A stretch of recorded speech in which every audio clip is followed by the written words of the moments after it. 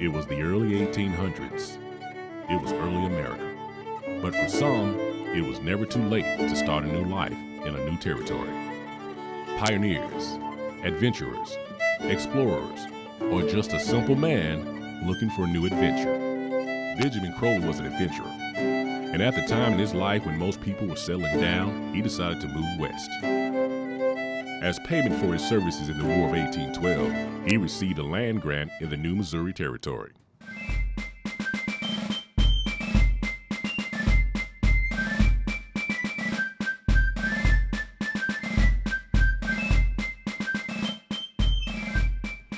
Benjamin Crowley was born in 1758 in Virginia.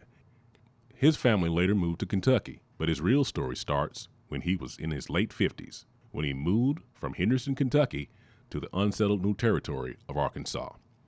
Along with his wife, 5 boys and 3 girls, they made the journey and settled what would later be known as Crowley's Ridge.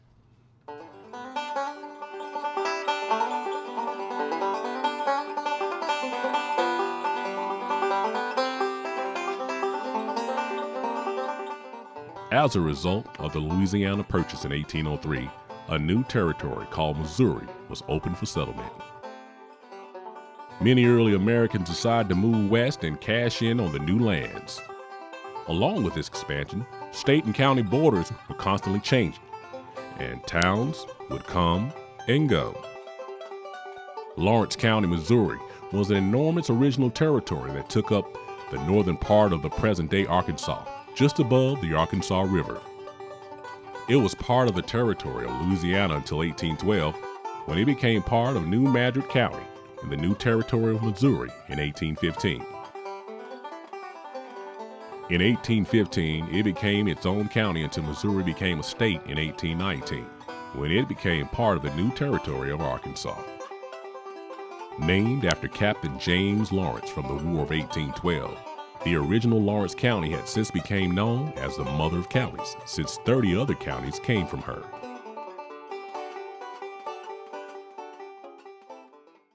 Brad Crowley, great-great-grandson of Benjamin Crowley, who settled at Crowley's Ridge, and they came from, they're coming from Arkansas, across the Mississippi River at Cape Girardeau.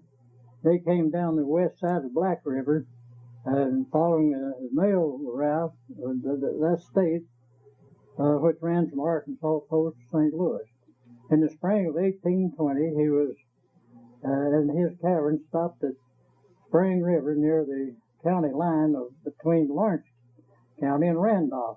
Well, he stayed there a year, and then he, following an Indian trail, he came from, over around Davisonville. That's where he ended.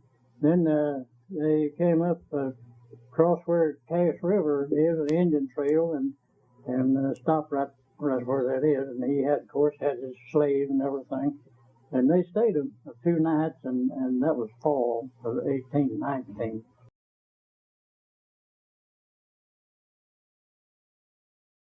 My people over in England, about 1600 and something, most of them was Quakers. One of them was elected sheriff of London in 1500 and something, but he wouldn't take that coat of arms, you know. And so our people belonged to the Primitive Baptist Church. It says the early Boone family and the Crowleys were related in England through intermarriage. Theodosia Crowley married Charles Boone at Kent, England, 1742.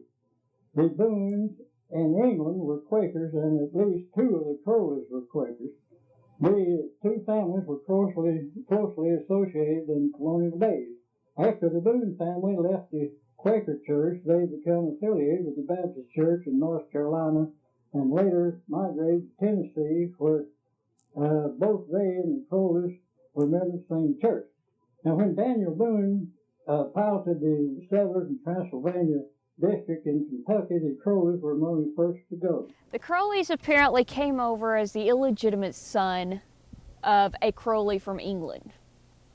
And of course, as many did at that time, If you have no prospects where you live, you come to America and hope to make the best of it. So the family, or that family member, came over to here. Now, as you move down, you get to Jeffrey Crowley. That would be the father of Benjamin. And he actually set up in Virginia and then later Kentucky. And would have had Benjamin, Samuel, Ben's brother, who apparently he was very close to, Mary, and then one other son. Ben and Samuel actually kind of went together as a team. They did a lot of hunting. They joined up in several different battles and wars, French, Indian. Later on, he did go on to fight in the War of 1812. By the time he was 54 years old, after the war, he received a payment for his services, a land grant, giving him new land in the new Missouri Territory. But there was one thing he didn't know. On December 16, 1811, came the first shock. It was so severe that the big houses and chimneys were shaken down. The earth continued to hurl and moan until 7 a.m. the next morning. Tremors were felt as far away as 200 miles. The earth sputtered and spewed water, sand, and coal. A black liquid rose to the bellies of the horses, and after it settled, the land resembled craters of volcanoes, some of which were 20 feet deep. But this was only the beginning. On January the 7th, 1812, another shock came, as severe as the first. Finally, the third great shock came on February 17th. This final scoring of the land created fissures and lakes throughout the region. The land was ruined, and what wasn't destroyed by the quakes was simply left behind. These great quakes had a profound impact on the land. As a result, the mighty Mississippi River even flowed backwards for a time, with its banks spilling over into the surrounding areas, some even forming permanent lakes, such as Reelfoot Lake in Tennessee. Okay, in the War of 1812, one of the big methods of payment was to give these men a piece of land. So you get a land grant saying that you have this section of land in the Missouri Territory, which was fantastic, except for one minor problem. Benjamin's land sank in the earthquakes of 1811, 1812. So the land that he had been given by the government was actually a swamp. And it was well known that the area he was going into wasn't the best. I'm sure that many of his friends and family tried to talk him out of it. He had a fine life going in Kentucky. He had some horses, he did some surveying, different things like that, and he had a family. Generally, you do not pack your family up and move them into the middle of nowhere.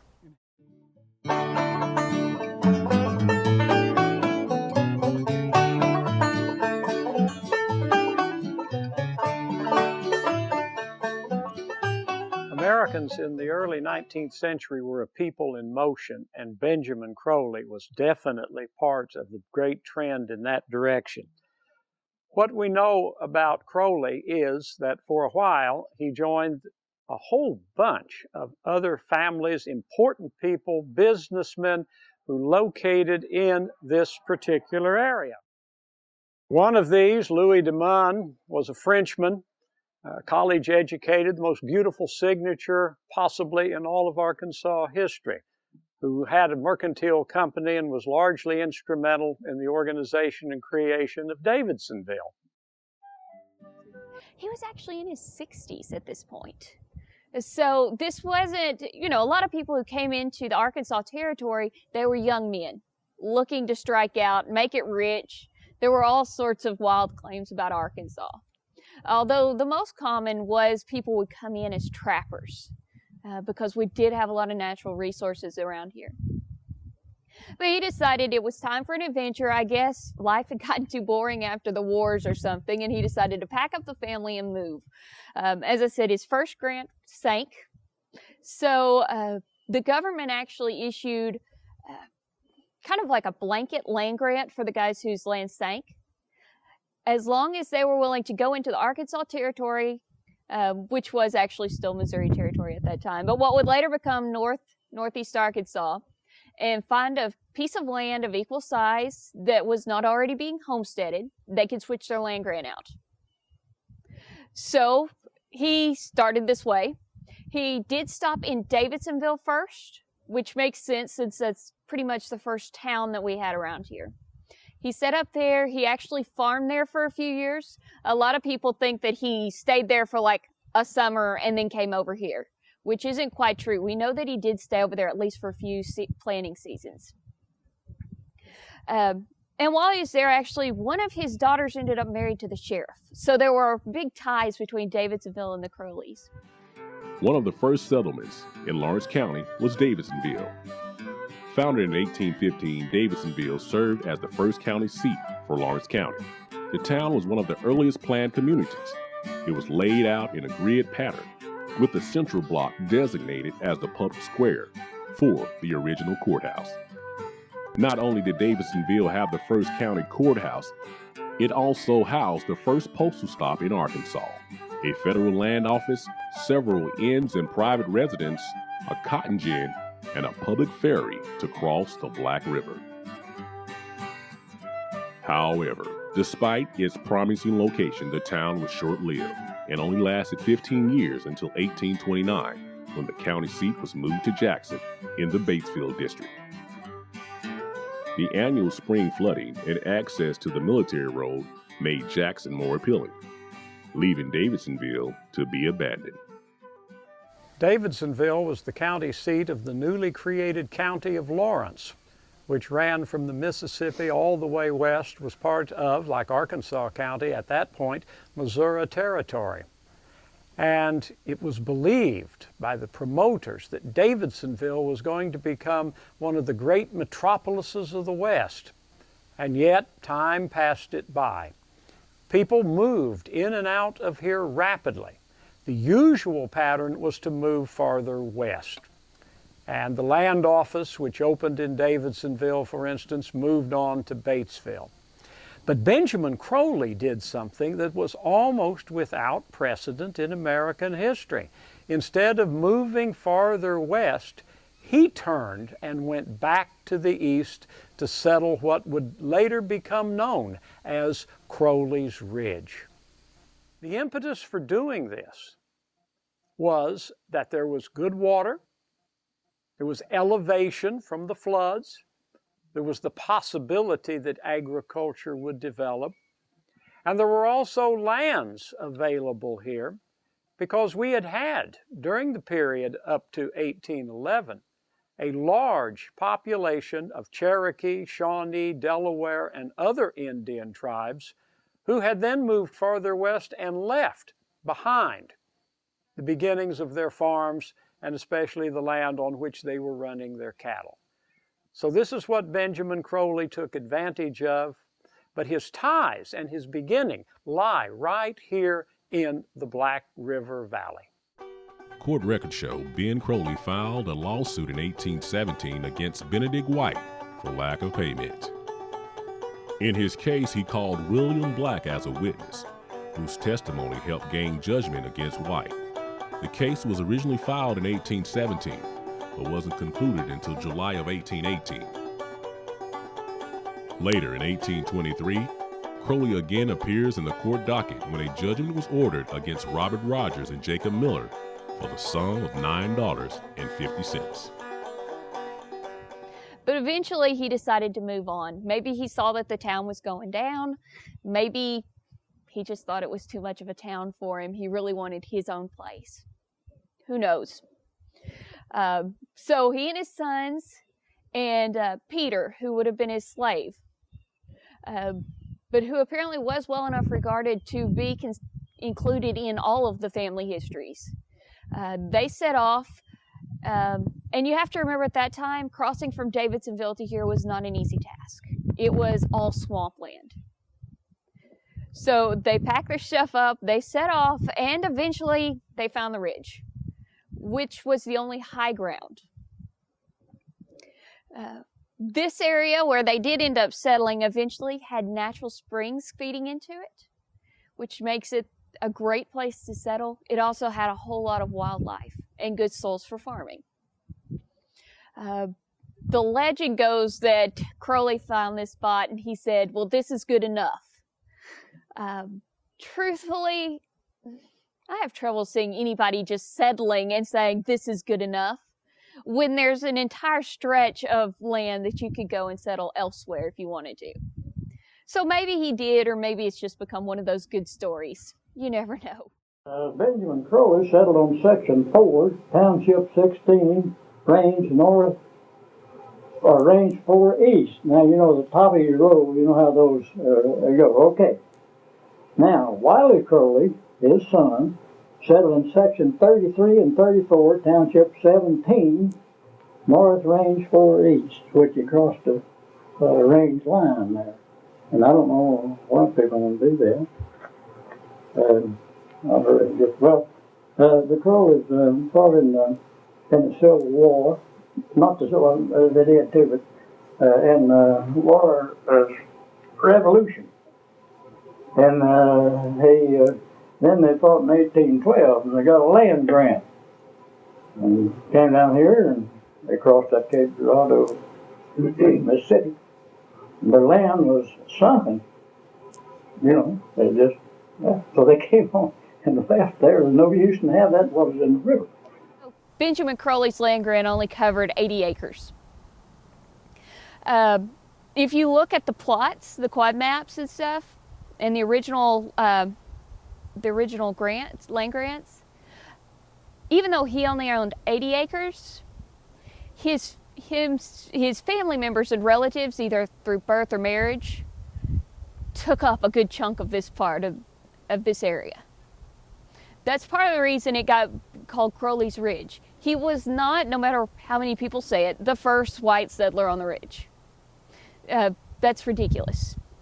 I mean, the ridge was the main way to get up and down the eastern side of the state.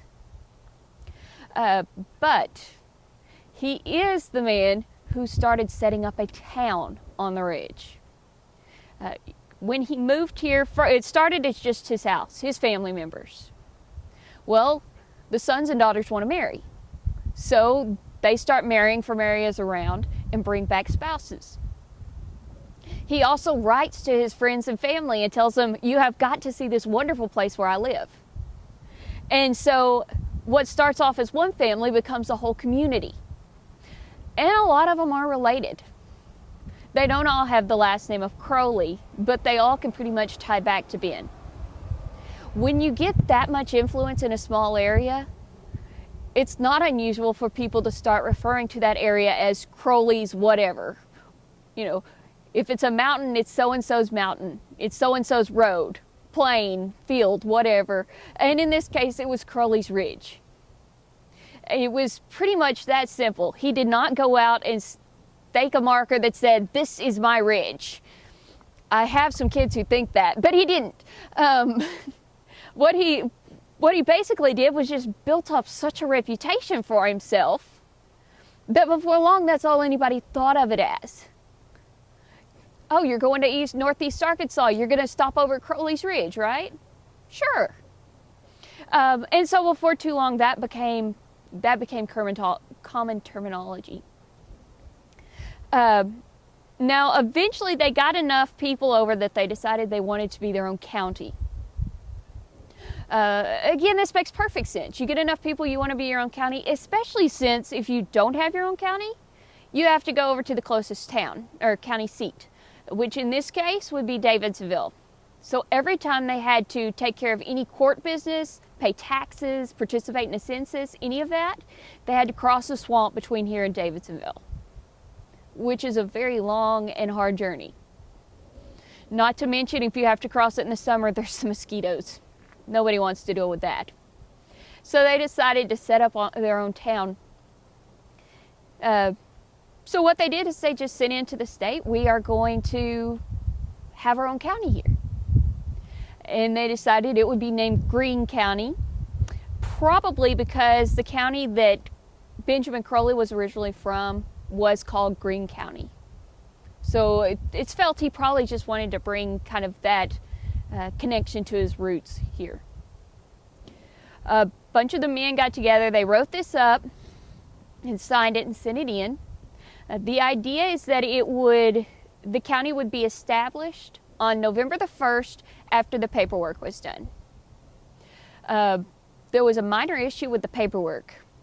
It finally got cleared on November 5th, which meant that I had to wait a whole nother year.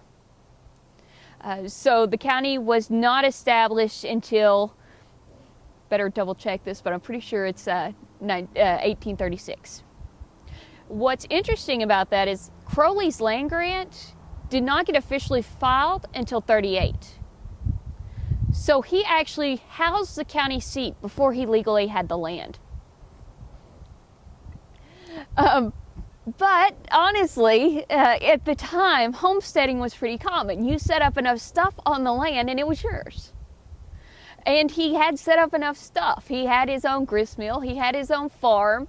Everybody knew about it. The cemetery was on his land. You know, that was his land, whether it was legal or not. And eventually, he did house the first county court. The seat of the county was at his homestead. The first county judge was Isaac Brookfield, a Methodist minister, who he had actually brought in. Mr. Brookfield was a circuit preacher who was assigned to northeast Arkansas, southeast Missouri. And so they had met up in Davidsonville while he was preaching there. And Crowley talked him into adding this area onto his circuit. And so as probably one of the few men who could both read and write, he was the perfect person for the judge. Court was held on the Crowley land. The wonderful stories include such great things as the jurors all sat around drinking moonshine by the stream while they waited on court to start. They also started the first post office out of Crowley's house. And for some reason they picked the name of Walcott. But anyways, they did form Walcott. After a little bit, they decided that they didn't really want to continue holding it in Benjamin Crowley's house, so they did move the county seat at that time, which I believe is supposed to have been up near Gainesville, but I haven't focused on as much of the history of what happened after it left the park. As you go farther on, you find out that the family just keeps marrying and spreading. Most of them had multiple children. It's not just the one or two that you normally see today. It was generally anywhere from 3 to 8, depending on which branch you're following. And because of that, they kept gaining land. And then they'd sell land, and then another family member would buy it back, and then they'd sell it again. So if you look at it, it's turned over several times in and out of the hands of the Crowleys, or Crowley relatives. Until eventually, jumping way forward to 1933, we had just gotten a park system, mainly because they didn't have a clue what to do with the land at Pettigene, because the national park system wouldn't take it. And they decided, we are going to start the state park system. Well, the folks around here looked at what they had and they thought, well, we like to come out here and picnic. And it's a historic setting. We should have this as a state park. So they wrote to our legislature and said, we've got, it's just over 100 acres, I believe, that time. Got this small piece of land. We want to be a state park, the homestead of Benjamin Crowley. And the state wrote back and said no. They thought that the land was too small. They thought that too much of it was farm and swamp. And they really didn't see it as being appropriate for a park. And probably the whole story would have ended there except for a lady named Belle Hodges Wall, who decided that we were going to have a park. She was going to figure out a way. She gathered together members of the community. They started a letter writing campaign to the legislature.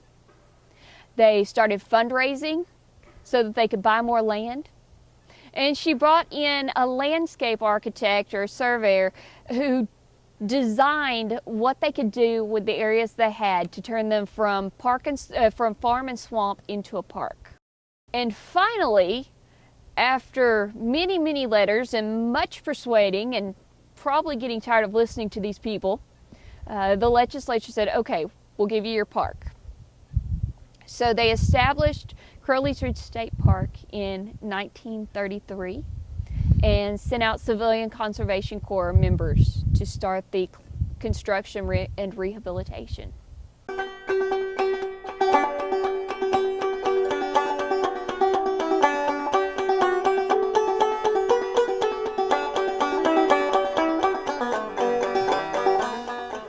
Well, we don't know for sure because we don't have any diaries or letters that we know of at this time from Benjamin Crowley. What we suspect is that the good bottom land in the 5 rivers that are adjacent to this area, the Current, the 11 Point, the Spring, the Foushee, the Black, that these lands had been taken. But what had not been taken? If he went due east and crossed the Black River, he could open up all to himself an area that most white settlers were neglecting in their move to head farther west.